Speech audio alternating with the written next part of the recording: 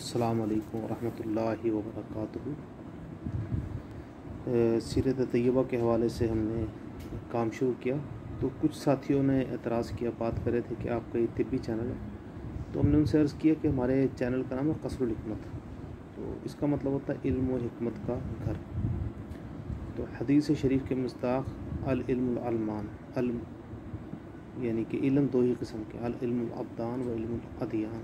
तो उसके हवाले से हमने क़स्रुल हिकमत को शुरू से ही ये सोचा हुआ था कि ये यानी इस्लामी तारीख़ और बुनियादी फ़लसफ़ा, मंतक़ और तिब के हवाले से इस पर काम किया जाएगा।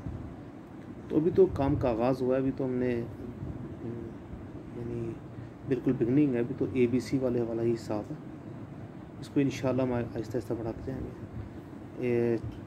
अगर आपने ये चैनल सब्सक्राइब नहीं किया तो इसको सब्सक्राइब कर दीजिए और बेल बटन प्रेस कर दीजिएगा ताकि आपको हमारी मालूमाती पोस्टें मिलती रहें। और अगर आपने सब्सक्राइब किया हो तो उसको लाइक और शेयर कर दीजिएगा। तो हमने कल जो एक यानी इन अ व्यू, शॉर्ट व्यू, क्योंकि तारीख़ इस्लाम के बारे में बड़े अजीब व गरीब किस्म के अक़ायद फ़ेसबुक पर और यूट्यूब पर डाले जा रहे हैं, उसके हवाले से हमने अहले सुन्नत वल जमात की जो मशहूर तारीख़ की किताबें और हदीस की किताबों से मुस्तनद तरीके से, अब वो जो जानते हैं उनको पता कि हमने मुस्तनद किताबों से अख़ज़ करके आपको डाल दिया, और जो नहीं जानते उनके साथ बहस करने का हमें फ़ायदा कोई नहीं। तो इनके सब के माखिज़ मौजूद हैं, और जो जानते हैं, जो पढ़ने वाले लोग हैं, उलमा कराम, उन सबको पता है कि ये मुस्तनद किताबों से हमने हवाला जात लिए हैं। तो अब इतना टाइम नहीं होता कि हम एक एक जुमला बोल के उसके साथ पूरा पूरा हवाला दें, उससे पोस्ट बहुत तवील हो जाती है, ज़ख़ीम हो जाती है, सुनने वाले को समझ नहीं आती।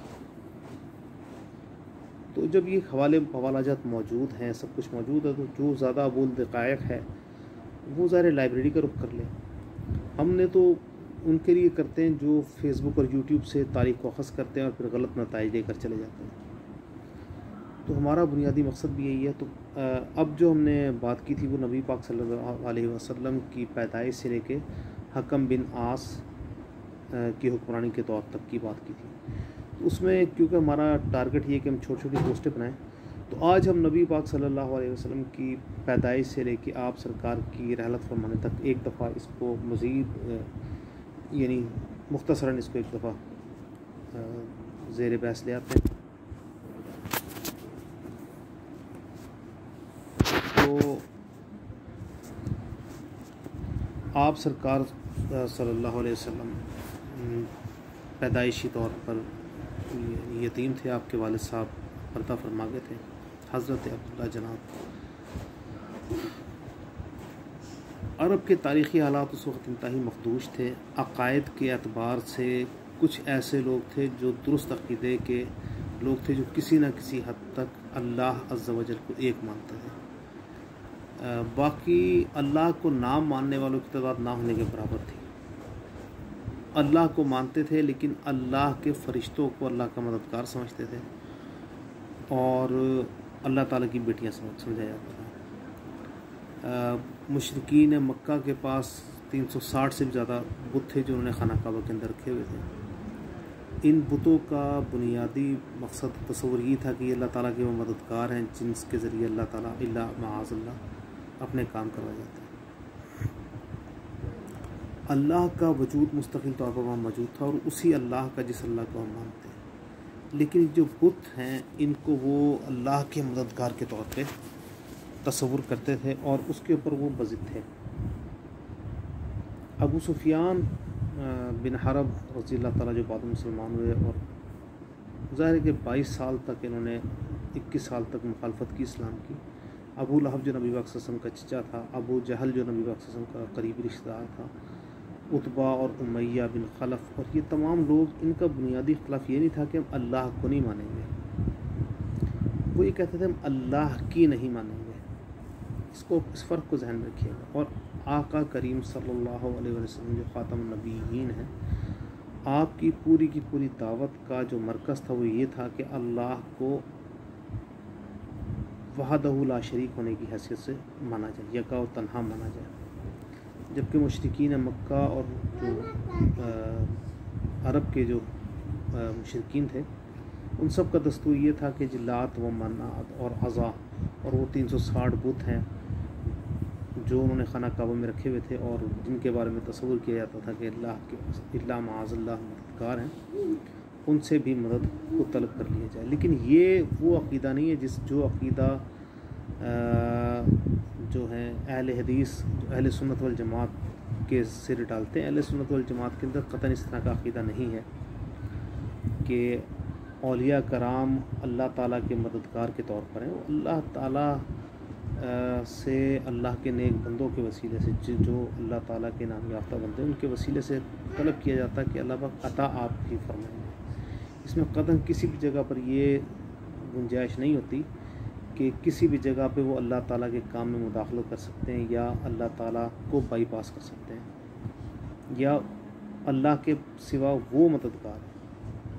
مدد صرف اللہ عز و جل ہی سے طلب کی جا رہی ہوتی ہے اور اللہ عز و جل سے ہی مانگا جا رہا ہوتا ہے۔ تو وسیلے کے حوالے سے تو کوئی بحث نہیں ہے۔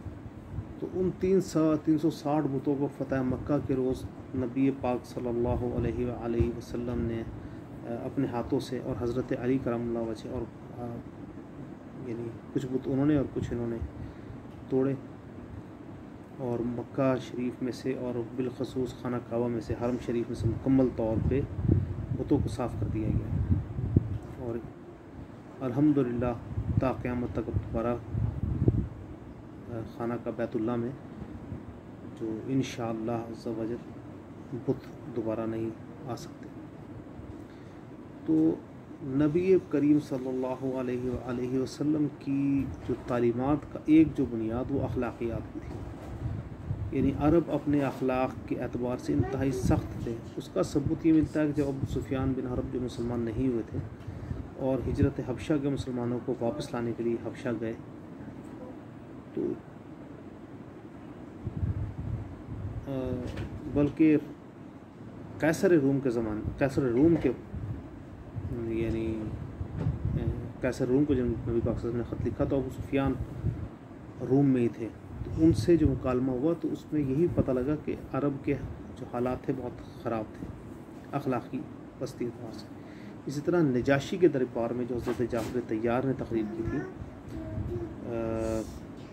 قریش مکہ کے وفد کے مقابلے میں، اس میں آپ نے فرمایا کہ یہ اللہ نے اپنے نبی میں مبعوث فرمائے جنہوں نے ہمارے اخلاق کو درست کیا۔ تو اس کے حوالے سے انہوں نے بتایا کہ ہم چھوٹی چھوٹی باتوں پہ لڑتے تھے اور خون خرابے کو اور ان چیزوں کو پسند کرتے تھے اور تمام اخلاقی برائیاں ہمارے اندر موجود تھیں۔ نبی پاک صلی اللہ علیہ وسلم نے فرمایا کہ میں مکارم اخلاق کی تکمیل کے لیے بھیجا گیا، اور اللہ عز و جل نے فرمایا کہ لقد کان لکم فی رسول اللہ اسوۃ حسنہ، کہ میں نے یہ جو نبی تمہارے پاس بھیجے یہ اخلاق کی تکمیل کے لیے تمہارے پاس بھیجے۔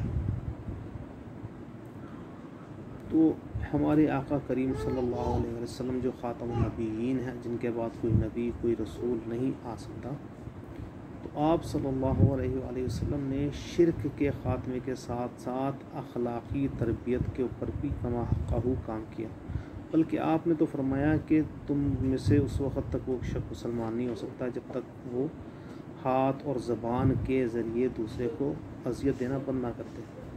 اب دیکھیں کچھ لوگ ایسے ہوتے ہیں جو قوت میں زیادہ ہوتے ہیں، وہ کسی کو ہاتھ سے تنگ کریں گے، اب وہ ہاتھ سے جو تنگ کریں گے وہ کسی حد تک ہو سکتا ہے، لیکن کچھ لوگ جسمانی طور پر کمزور ہوتے ہیں اور زبان کے طور پر بڑے تیز ہوتے ہیں، تو جب زبان سے اذیت پہنچاتے ہیں تو وہ اذیت بہت زیادہ پہنچا دیتے ہیں۔ تو آپ نے فرمایا ہاتھ اور زبان دونوں ہی سے، اس کا مطلب ہے کہ اخلاقیات کی تعلیم پر بالضرور اور خاص زور دیا گیا۔ تو یہ ہمارے پیارے آقا کریم صلی اللہ علیہ وآلہ وسلم کی تعلیمات کا نچوڑ تھا۔ دوسرے حصے میں حضرت ابو بکر صدیق کی سیرت اور آپ کے دور خلافت پر بات کریں۔ السلام علیکم۔